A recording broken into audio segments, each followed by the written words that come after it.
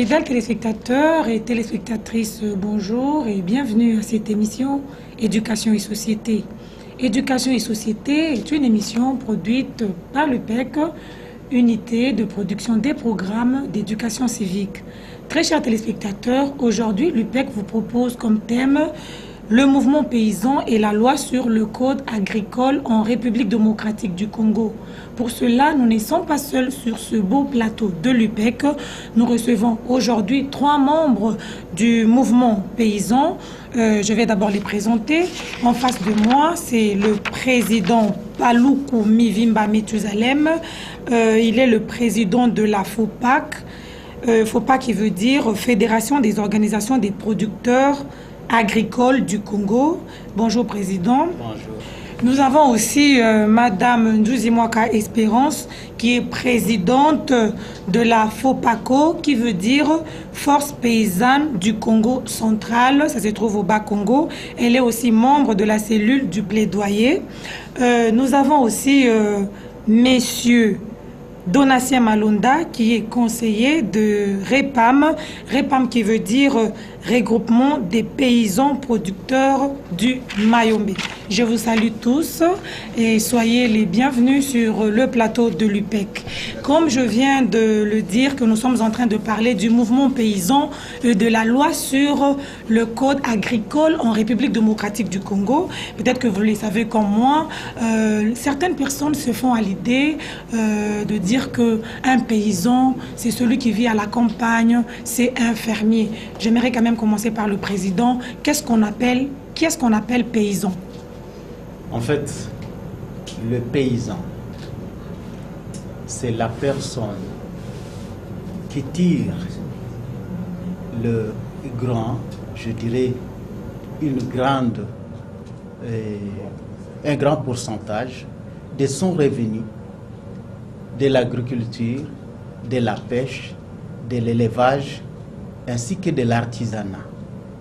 Effectivement, quand on parle des personnes qui vivent en milieu rural, bien de la campagne, c'est vrai, c'est parce que ces métiers-là se pratiquent beaucoup plus en milieu rural. Voilà un peu la signification des paysans. Madame Espérance Nduzimwaka, et vous, comment vous définissez le mot paysan? Merci.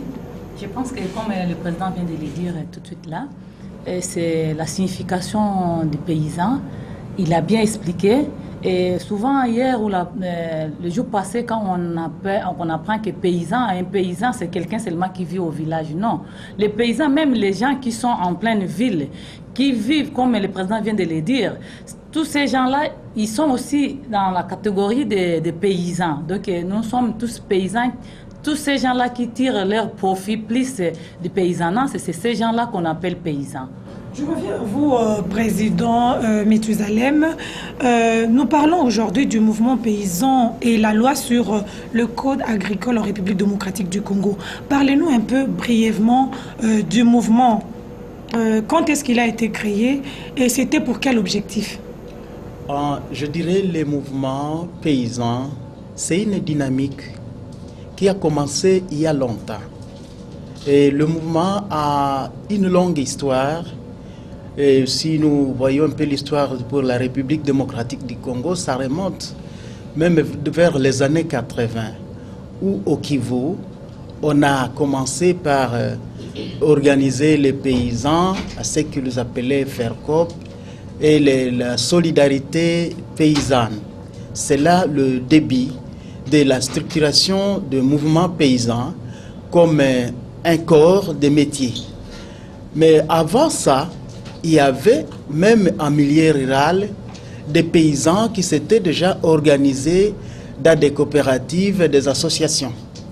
Alors ce sont toutes ces dynamiques-là qui voudraient se mettre ensemble pour vouloir défendre leurs intérêts comme aussi les autres corps du métier. Vous verrez que les autres corps de métier, les autres professionnels s'organisent et ils forment leurs syndicats. Et à partir de ces syndicats-là, ils défendent leurs intérêts. Et ça manquait aux producteurs agricoles. C'est cette dynamique qui a commencé, comme je le disais, dans les années 80, qui évolue jusqu'à aujourd'hui, pour vouloir maintenant mettre en place un mouvement paysan national qui regrouperait tous les producteurs agricoles du Congo. Et M. Malonda Donatien, dites-nous un peu comment ce mouvement est structuré dans toutes les provinces. Bon, merci beaucoup, madame. J'aimerais d'abord commencer par donner une précision. Le président a bien défini ce que c'est un paysan. Je donne une précision. Toute personne qui détient au moins 80% de ses revenus dans l'agriculture, c'est celui-là qu'on appelle paysan. C'est une précision déjà apportée. Alors, au niveau du mouvement paysan, je peux dire ceci. Vous savez que le paysan est lui-même le meilleur défenseur de ses intérêts. Mais pour qu'il défende ses intérêts, il faut qu'il soit organisé. Et c'est comme ça que plusieurs ateliers ont eu lieu successivement dans le Kivu, dans le Bas-Congo, surtout à Kangou, le dernier c'est le Carrefour. Et c'est le dernier Carrefour des paysans, c'est là où réellement la notion du mouvement paysan s'est fait approprier par les paysans eux-mêmes, jusqu'à aboutir maintenant dans un cadre national. D'accord. Alors, on aimerait savoir aussi quelles sont les activités paysannes que vous développez dans votre province, parce que nous avons le président qui est du Nord Kivu, Madame Nzouzi qui est du Bas-Congo et Monsieur Malonda Donatien qui est du Bas-Congo. Mais avant de répondre, suivons d'abord ce que nous propose la réalisation et on se retrouve tout juste après. Oui, pour ce qui concerne les activités paysannes dans la ville-province de Kinshasa, nous avons réparti d'abord Kinshasa par filière. Il y a le filière riz, les filières maraîchage, les filières élevage, filière pêche, filière transformation aussi. Oui. Nous faisons l'agriculture vivrière, nous faisons l'agriculture pérenne, nous faisons la pisciculture et nous faisons l'élevage. Et nous développons aussi des activités de défense des intérêts des paysans. En ce qui concerne la commercialisation, l'accès à la terre, et puis la transformation des produits agricoles. Nous venons de suivre là les activités qui sont développées d'abord dans la ville-province de Kinshasa et aussi au Bas-Congo. Président, je suis à vous. Dites-nous un peu quelles sont les différentes filières agricoles que nous retrouvons, que vous retrouvez dans la province du Nord Kivu. Les différentes filières agricoles qui se retrouvent dans la province du Nord Kivu, c'est le café. Il y a le cacao actuellement qui est en développement. Il y a le riz, le maïs, la pomme de terre, les haricots, l'élevage, la pêche, le quinquina. Et il y avait du thé actuellement, c'est seulement dans le site de Boutou. Voilà un peu en gros. Madame Espérance, dites-nous un peu, quelle est la particularité sur ce qui concerne les activités paysannes dans votre province? Merci beaucoup. Bon, en fait, nous, la province du Bas-Congo, comme vous le savez, c'est la province à vocation agricole, je pouvais dire, depuis du temps colonial. La province a été surdivisée en partie par rapport à la spéculation des production par rapport au milieu. Donc même ici, il y a eu beaucoup d'entreprises s'installer au niveau de notre province. Chaque entreprise avait sa spécialité selon le milieu. Nous pouvons compter par exemple au Bas-Congo dans le district du Bas-Fleuve. Je commence par district. Le district du Bas-Fleuve avait commencé avec les entreprises souvent qui faisaient l'huile de palme, des palmiers à huile, et puis il y avait des cafés comme le président vient de le dire, et les cacao. Et puis, il y avait aussi la pêche, parce que vous savez bien que l'océan est dans le Bas-Congo, le fleuve aussi au Bas-Congo. Donc, la pêche aussi, c'était aussi une activité vraiment principale au niveau de Mwanda, Boma et Luozi. Donc, là où il y a le fleuve, presque les gens vivent des poissons, donc de la pêche.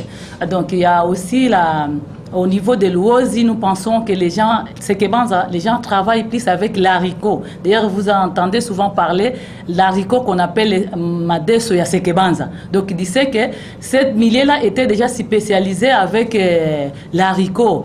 Il y a aussi la banane qui était vraiment des cultures où on envoyait même à l'étranger des bananes. Donc, au niveau du bas-fleuve, ça, ce sont des cultures presque principales où les paysans tirent leur profit avec toutes ces filières, mais avec les maïs, arachides et autres. Et dans les cataractes et l'Ukaya, il y a plus, dans les cataractes, il y a le fruit. Vous voyez les légumes et les maraîchages. Donc vraiment, en Banzangou, si vous arrivez, il y a les gens qui sont spécialisés juste pour les maraîchages.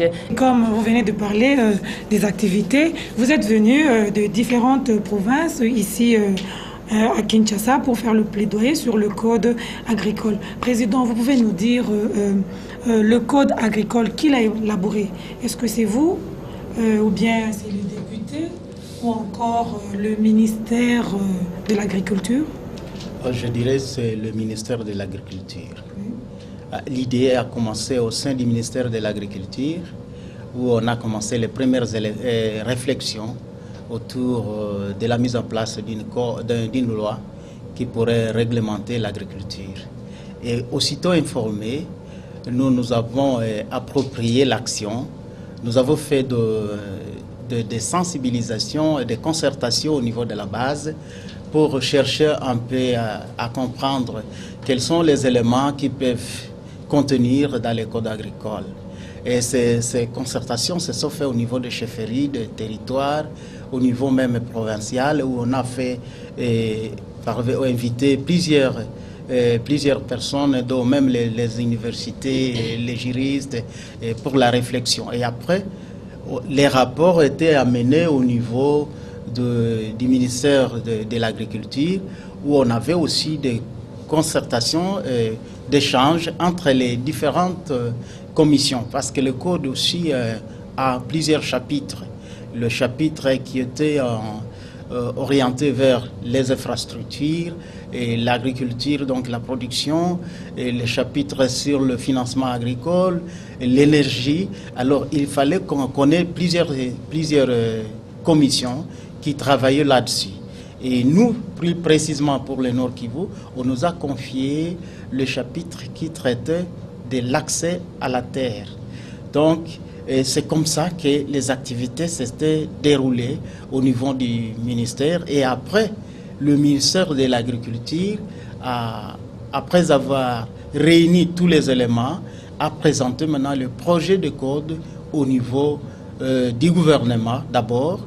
Et ça a été discuté au niveau du Conseil des ministres. Puis, il a amené ce code au niveau du Sénat pour la première fois. Et comme vous le savez, le mardi 3 mai, la loi sur le code agricole a été votée au niveau de l'Assemblée nationale par les députés. Monsieur Malonda Donatien, quel a été votre sentiment? En tout cas, j'ai eu des sentiments de satisfaction dans la mesure où, depuis les derniers carrefours des paysans, pratiquement c'est là où les paysans se sont appropriés de cette loi. Même les provinces qui n'étaient pas encore organisées et qui n'avaient pas l'information, comme ils ont eu des représentants sur place, en tout cas, les paysans se sont appropriés de cette loi. Vraiment, j'ai eu vraiment satisfaction parce que au moins maintenant, je peux me dire qu'il y a une base solide sur laquelle je peux revendiquer, je peux discuter avec les autorités, je peux échanger avec les essences du pays. Au moins, le métier d'agriculteur est déjà protégé. Et madame, vous avez quelque chose à ajouter? Oui, personnellement, je ne sais pas comment mesurer la joie par rapport ailleurs, après avoir voté la loi. Parce qu'en fait, le président, comme il a dit, Nous avons commencé le processus depuis que les amis de l'Est et de Nord Kivu avaient commencé la réflexion et nous nous étions associés. Donc on venait de temps en temps quand on était en train d'élaborer cette loi et puis on suivait de près, on venait beaucoup de fois, je venais ici à Kinshasa, on venait avec les amis pour suivre ces codes. Et puis la fois passée, on avait fait plus de 2 mois, on n'avait pas eu de résultats. Comprenez un peu la peine, un paysan qui laisse son champ et puis venir ici pour suivre cette code, et puis il n'y a pas de résultats. Alors, pendant tout ce temps que nous venons de faire encore plus ou moins d'1 mois ici à Kinshasa, je me disais comment je peux rentrer encore avec toutes ces pertes que je viens de faire. Je viens de laisser mon champ, je n'ai rien fait. Alors maintenant, si je rentre sans avoir ces documents, sans qu'on puisse voter cette loi, qu'est-ce que je deviendrai? J'ai eu la perte à partir de mon petit champ là, et maintenant aussi je n'ai rien apporté auprès de ma base. Alors je me disais non, mais hier, vous ne savez pas s'il faudrait toucher le ciel. C'est moi qui étais plus proche de toucher même le ciel, voir mon Dieu, vraiment, vous avez exhorté. Mais il reste seulement que notre loi soit promulguée. Donc notre souci maintenant là, d'attendre que le président de la République il a mis, donc pour que nous puissions se réjouir plus que aujourd'hui là. Donc vraiment nous sommes très satisfaits et mon temps n'est pas perdu. Donc pour moi c'est tout ce que je pouvais dire. D'accord, on voit déjà la joie là. Et Président, dites-nous un peu, qu'est-ce que vous n'aviez pas hier et qu'aujourd'hui ce code-là pourra apporter? Ce qu'on n'avait pas hier, c'est clair.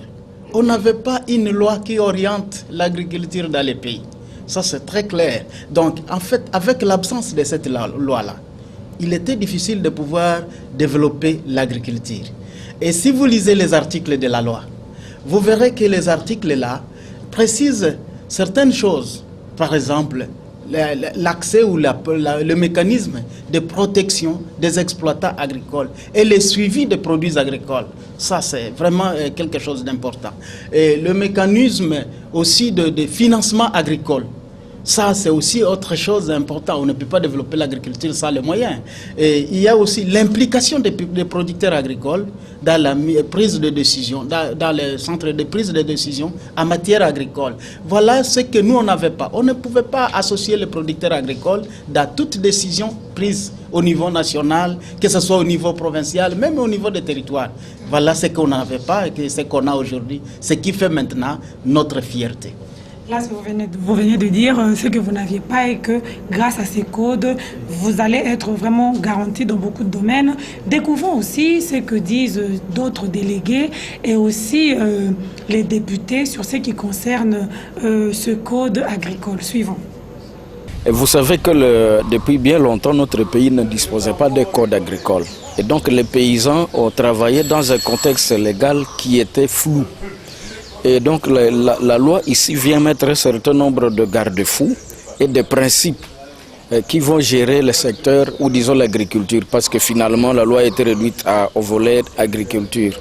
Et nous espérons qu'avec les éléments qui sont là-dedans, l'agriculteur ou les acteurs qui sont dans l'agriculture vont trouver des repères à terme de loi.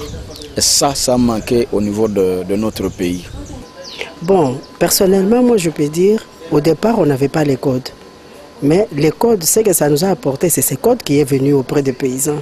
Et dans ces codes-là, moi je me réjouis parce qu'il y a des lois auxquelles nous pouvons, qui sont bénéfiques pour nous et que nous pouvons mettre aussi en application pour le développement de notre domaine agricole. D'abord, il y en a, le code apporte des innovations, notamment dans le financement du secteur agricole, dans la protection et la sécurisation foncière, dans les concertations entre les différents acteurs et dans la promotion et la protection de l'environnement, en dehors du rôle qu'il devait jouer sur la promotion de l'agriculteur. Je pense que c'est une victoire surtout pour tous les Congolais. Vous savez qu'en République démocratique du Congo, plus de 80% s'occupent de l'agriculture. Avec l'adoption de cette loi, il y a d'abord la création des fonds nationaux de développement agricole. Et si les agriculteurs auront accès à un crédit, Parce que vous savez qu'avec la conjoncture actuelle, les agriculteurs n'avaient pas les moyens d'accéder à un crédit agricole avec le banque parce qu'on demande les certificats, tout cela. Nous espérons qu'avec l'adoption de cette loi, c'est une poussée d'heure pour les agriculteurs qui pouvaient accéder à un crédit. Nous sommes d'abord très contents que nous soyons arrivés à cette étape où le projet de loi sur les principes fondamentaux du secteur agricole a été voté au niveau de la plénière de l'Assemblée nationale. Sur le plan général, surtout au niveau de nous du secteur agricole, nous sommes très heureux de pouvoir dans les jours à venir être dotés d'une loi pour le secteur agricole. Nous espérons qu'au niveau de la parité, de la paritaire, avec certaines petites divergences avec le Sénat, ça ne prendra plus beaucoup de temps. Et nous pensons que cette loi pourra être bientôt promulguée après cette étape-là. Et honorable, un mot à tous les paysans qui vous suivent.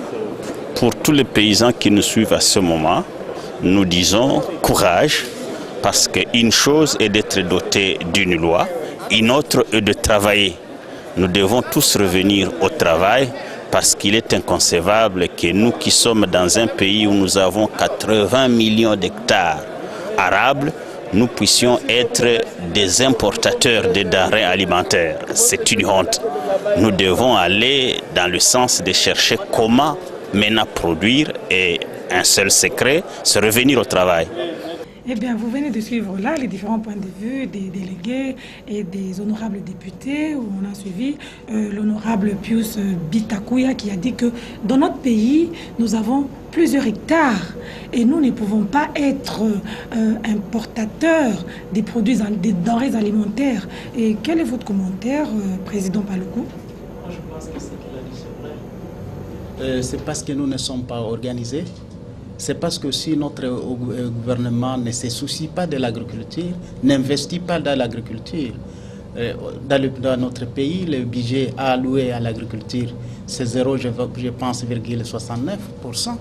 Et ce qui est vraiment nul pour faire... Ça ne suffit pas. Et les accords de Maputo réclament 10% du budget national. Alors, je pense que nous devons quand même... travailler pour produire beaucoup plus, pour nourrir le peuple congolais et aussi profiter de nos terres, de nos ressources agricoles pour pouvoir vendre dans les autres pays, pour avoir aussi des revenus, des devises. Voilà. Et Madame Espérance Douzi, dites-nous un peu, aujourd'hui, avec l'évolution de la nouvelle technologie, croyez-vous que le paysan a encore sa place? Parce qu'aujourd'hui, nous avons l'Internet, nous avons l'informatique.